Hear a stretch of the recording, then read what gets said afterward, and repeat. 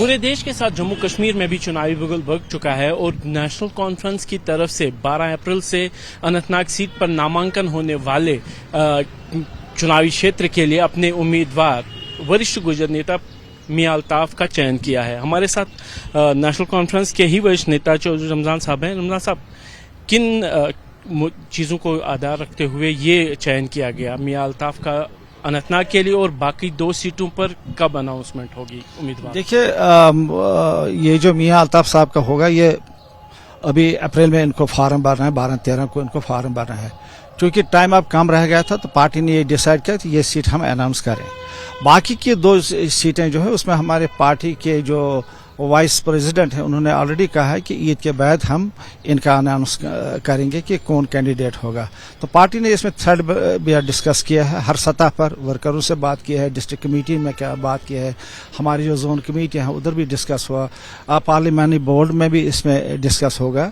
और कैंडिडेट किसको बनाना है ये पार्टी लीडरशिप इमीडिएटली आफ्टर ये डिसाइड करेगी। बाकी 2 सीटें जो श्रीनगर और बारामूला की सीट जो है इसके लिए डिसाइड करेगी। हो रही थी कि पीडीपी के साथ, क्योंकि वो भी इंडिया अलायंस का एक हिस्सा है, एक सीट शेयरिंग फार्मूला होगा, लेकिन नेशनल कॉन्फ्रेंस की तरफ से यूनिलैटरली बोला गया इंडियन अलायंस का ये जो फार्मूला जो उनके पास है ना, वो यही थी कि जो सीटें ऑलरेडी पॉलिटिकल पार्टीज के पास है 2019 के इलेक्शन में, तो वो उन्हीं के पास रहेंगे। उसके अलावा जो सीटें होंगी उसमें डिसाइड होगा कि कौन पार्टी अलायंस का किसको दे देंगे, किसकी बेस लोगों में ज्यादा है, उस हिसाब से।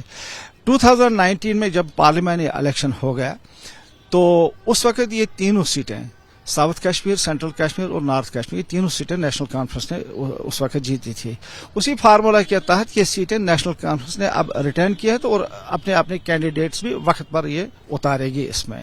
तो उसमें उस वक्त पीडीपी ने कोई सीट नहीं हासिल की थी उस इलेक्शन। उमर अब्दुल्ला साहब ने अनंतनाग में एक रैली में ये संकेत दिए कि पीडीपी के साथ किसी तरीके का इलेक्टोरल अलायंस हो सके। उन्होंने कहा कि पीडीपी ने अभी तक एनसी के खिलाफ कोई भी उम्मीदवार खड़ा करने की बात नहीं की है।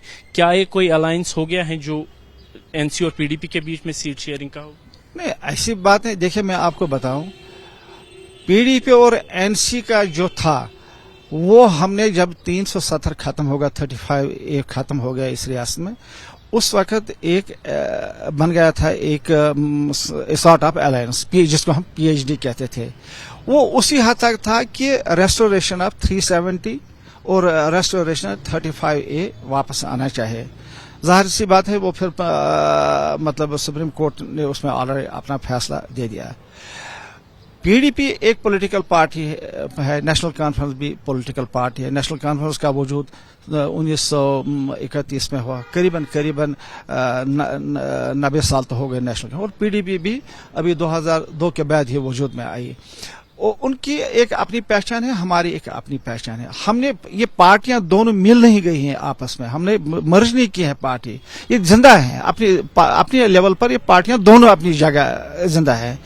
पीडीपी क्या करेगी ये उनको सोचना है, लेकिन नेशनल कॉन्फ्रेंस का ये है कि हमें अपनी स्ट्रेटजी बनानी है। और जाहिर सी ये बात की अटकलें हो रही हैं कि एक टैसिट सब अलायंस होगा जिसमें नेशनल कॉन्फ्रेंस की तरफ से पीडीपी के खिलाफ कैंडिडेट नहीं होगा, क्योंकि खबर ये भी आ रही है कि उमर अब्दुल्ला साहब बारामूला शिफ्ट हो रहे हैं और महबूबा मुफ्ती श्रीनगर से लड़े। अभी इस बारे में मैं कुछ भी नहीं बता सकता हूं।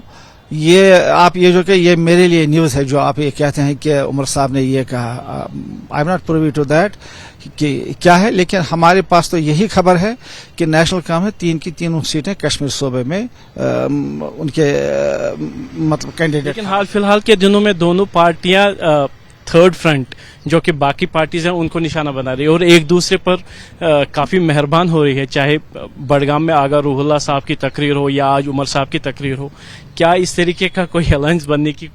नहीं, कुछ नहीं बता सकता। मैंने पहले ही कहा ना कि इसमें कुछ भी नहीं बता सकता हूँ।